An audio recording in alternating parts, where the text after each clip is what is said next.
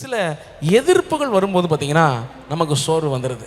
சமீபத்தில் இதை குறித்து பேசிக்கிட்டு இருந்தோம். என்ன அப்படின்னா, முந்தியெல்லாம் நான் சிறு பிள்ளையாக இருக்கிற வாலிபனாக இருக்கிற அந்த காலத்தில் ஒவ்வொரு ஞாயிற்றுக்கிழமையும் பார்த்தீங்கன்னா எல்லா சபையிலும் சுவிசேஷ ஊழியத்துக்கு போவாங்க.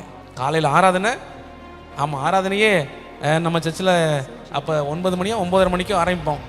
ஆரம்பித்து அது வாட்டுக்கு ஓடும் 1:30 மணி வரைக்கும். 3 மணி நேரம் 4 மணி நேரம்லாம் ஆராதனை நடக்கும். பிரசங்கம் சாலிடாக 1:30 மணி நேரம் பிரசங்கம். ஆனால் அதை இப்போ யோசித்து பார்க்குறேன். ஏன்னா அந்த காலத்தில் கூரையில் ஃபேனே இல்லாமல் அவ்வளோ நேரம் மக்கள் எப்படி பிரசங்கத்தை கேட்டு உட்காந்துருந்தாங்க. இப்போ இத்தனை நல்ல பில்டிங்கு, ஃபேனு, லைட்டு எல்லாம் இருந்தாலும் உட்காந்துருக்கிறதுக்கு மக்களுக்கு கஷ்டமாக இருக்குது. அதுவும் சேர்லேயே உட்காந்துருக்கிறதுக்கு கஷ்டம். அப்போ சேரும் கிடையாது, தரை தான். தரையில் பாயும் பல நேரத்தில் கிடையாது, மண் தான். அந்த ஆற்று மணல், கப்பி மணல் இருக்கும் பாருங்க, அதை தான் அடித்து வச்சுருப்போம். அந்த தரையில், அந்த கூரையில் அல்லேலூயா அப்படி ஒரு எழுப்புதெல்லாம் மக்கள் ஆடி பாடி ஆராதிச்சுக்கிட்டு இருக்காங்க. மாலை நேரம் ஆயிடுச்சுனாலே 4 மணிக்கு ஆராதனை முடியவே 12:30 1 மணி ஆகும். 1 மணி சில 1:30 மணி கூட ஆகும். 4 மணிக்கு சர்ச்சுக்கு ஒரு கூட்டம் வந்துடுவாங்க. சகோதரர்கள், வாலிபர்கள் எல்லாம் வந்துடுவாங்க.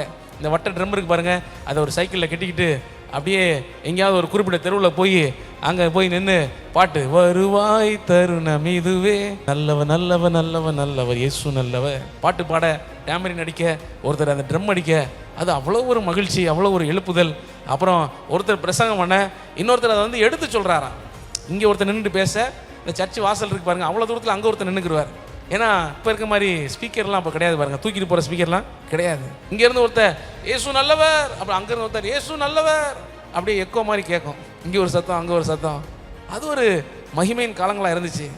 அதுக்கப்புறம் ஓப்பன் இயர் முடிஞ்சு 4 மணிலேருந்து 6 மணிக்குள்ளே முடிஞ்சிடும்.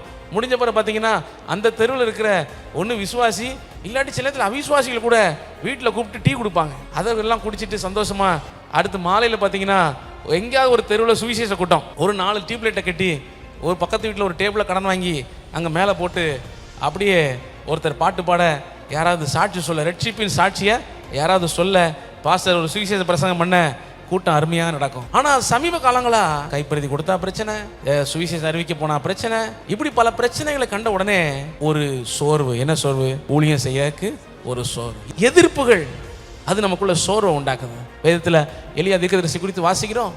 அவர் ஒரு எழுப்புதலின் காரணியாக இருந்தார். ஆனால் அவருக்கு ஒரு எதிர்ப்பு வந்துச்சு. அங்கே கர்மேல் மலையில் வானத்திலிருந்து அக்கினியை இறக்கி கர்த்தரே தெய்வம், கர்த்தரே தெய்வம் என்று இஸ்ரவேல் ஜனங்கள் எல்லாம் ஆண்டவரை மகிமைப்படுத்தவும், அதை தொடர்ந்து 400 பாகாலின் தீர்க்கதரிசிகளை அந்த ஆற்றங்கரையில் கொல்றாரு. பயங்கரமான எழுப்புதல் நடக்குது. எழுப்புதல் வந்தாலே எதிர்ப்புகளும் சேர்ந்து வரத்தான் செய்யும். நீங்கள் மட்டும் அன்னைக்கு ஒரு எழுப்புதலாக இருங்க. உங்கள் எழுப்புதலை குறைக்கிறதுக்குனே சில பேர் சாத்தான் அபிஷேகம் பண்ணி வச்சிருப்பான். நமக்குள்ள என்னத்தையாவது குழப்பத்தை, பிரச்சனையை கொண்டு வந்து நம்முடைய எழுப்புதலை, உற்சாகத்தை, தீவிரத்தை குறைக்கிறதுக்கு சில பேர் இருக்கத்தான் செய்வாங்க. நம்ம ஒன்றை புரிந்து கொள்வோம், எதுவும் என் எழுப்புதலை குறைக்காது. ஹல்லேலூயா. ஏன் இப்படி என்ன எதுக்குறாங்க? நான் தேவனுக்காக வைராக்கியமாய் தேவனுடைய சார்பில் நின்று செயல்பட்டா ஏன் இப்படி எனக்கு ஒரு எதிர்ப்பு? இந்த சோர்வை கண்ட உடனே, இந்த எதிர்ப்பை கண்ட உடனே அவருக்கு சோர்வு வருது. சோர்வின் நிமித்தமாய் ஓடுகிறார், ரொம்ப தூரத்துக்கு ஓடுகிறார். பாருங்களேன், தேவனுடைய சார்பில் நின்று நம்ம செயல்படும் போது நம்ம ஒன்றை புரிந்து கொள்ளணும், இந்த எந்த சோர்வுகள், எந்த எதிர்ப்புகளும் நம்மளை மேற்கொள்ள முடியாது. ஹல்லேலூயா. பாருங்க, எதிர்ப்புகள் வரத்தான் செய்யும், அது நம்மை மேற்கொள்ள தேவன் ஒரு நாளும் அனுமதிக்க மாட்டார். ஹல்லேலூயா. ஆமாம், ஒரு பழமொழி சொல்லுவாங்கல்ல, குறைக்கிற நாய் கடிக்காது. அப்போ இந்த ஏசபேல் குறைச்சிக்கிட்டே இருக்கிறா, உன்னை கொன்றுவேன் கொல்லணும்னு நினைச்சா எப்பயோ கொண்டிருக்கலாம். இப்போ வரைக்கும் கொல்லலைன்னா அது ஆண்டவர் இருக்கிறனால தான். ஹல்லேலூயா. எதிர்ப்புகள் வரும்போது சோர்வு வருகிறது. இது மாதிரியான சோர்வு நம்ம வாழ்க்கையிலும் சில நேரத்தில் வருகிறது. நம்ம ஏதாவது ஒரு காரியத்தை உற்சாகமாய் செய்ய, அல்லது ஏதாவது ஒரு புதிய திட்டத்தை செய்ய நம்ம முயற்சிக்கும் போது அதற்கு தடையாக சில மனிதர்களுடைய செயல்கள், சில மனிதருடைய டிஸ்கரேஜிங் வேர்ட்ஸ் பாருங்கள், அது பலருக்கு சோர்வு உண்டாக்கும். நம்ம ஏதாவது ஒரு பெரிய காரியம், நான் பெரிய கண்டுபிடிப்பை கண்டுபிடிச்சிட்டே நமக்கு சில நேரத்துக்கு ஒரு எண்ணம் வரும் பாருங்க. ஏதோ ஒரு புதுமையான ஒரு காரியம், ரொம்ப விசேஷமான காரியத்தை நான் கண்டுபிடிச்சிட்டே நினைப்போம். சந்தோஷமாக போய் யார்ட்டையா சொல்லுவோம், இதுதான் நாக்கம், இது ஒரு வேஸ்ட்டு அப்படிம்பாங்க. நமக்குள்ள பிரைட்டாக எரிஞ்சிக்கிட்டு இருக்க லைட்டில் பீஸ் போன மாதிரி ஆகி போயிடும். நம்முடைய உற்சாகமெல்லாம் அப்படி ஒன்றுமெல்லாம் போயிடும். அப்படி இல்லை, எதிர்ப்புகள் வரத்தான் செய்யும்.